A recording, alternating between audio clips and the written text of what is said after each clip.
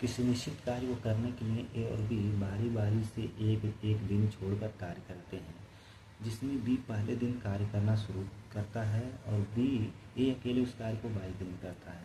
तो मान लीजिए ए अकेले 22 दिन में करता है, तो ए का एक दिन का कार्य देखा जाए, एक दिन का कार्य वो कितना करेगा, 1/22 भाग करेगा वो। अब देखिए कह रहा है कि बी पहले दिन कार्य करना शुरू करता है, और अब देखिए कह रहा है कि यदि ये दोनों लोग मिल के 11/2 दिन में पूरा करते हैं। अब देखिए एक चीज़ बताइए, ए और बी मिल के काम को 11 सही 1/2 दिन में किए। अब सिंपल सी बात बताइए, 11 सही 1/2 दिन में अगर इसको आधा आधा किया जाए तो ये 5 दिन होगा, लेकिन ज़्यादा दिन किसका होगा, बी का, क्योंकि काम तो बी पहले शुरू किया है, काम जो किया है बी पहले शुरू किया है।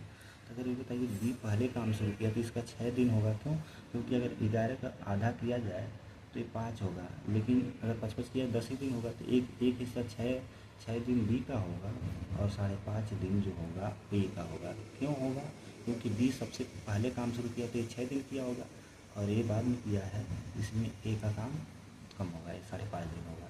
अब देखिए एक चीज़ बताइए कि 11/2 दिन में तो दोनों लोग मिल के काम किए, तो यहाँ से हमको रिलेशन मिल गया 6 और 5.5।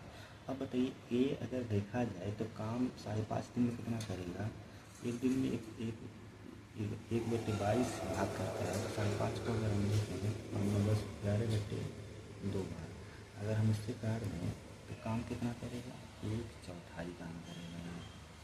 अब 1/4 काम में ये क्या करेगा, ये करेगा 5.5 दिन में, तो बी के लिए कितना काम बचा, 1/4 काम खत्म हो गया, तो एक में से 1/4 काम अगर हटा दिया जाए कितना बचेगा, 3/4।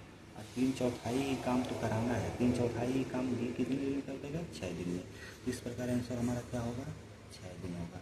क्यों, क्योंकि 3/4 ही तो काम हमें कराना है और ये 6 दिन में कर रहा है बी।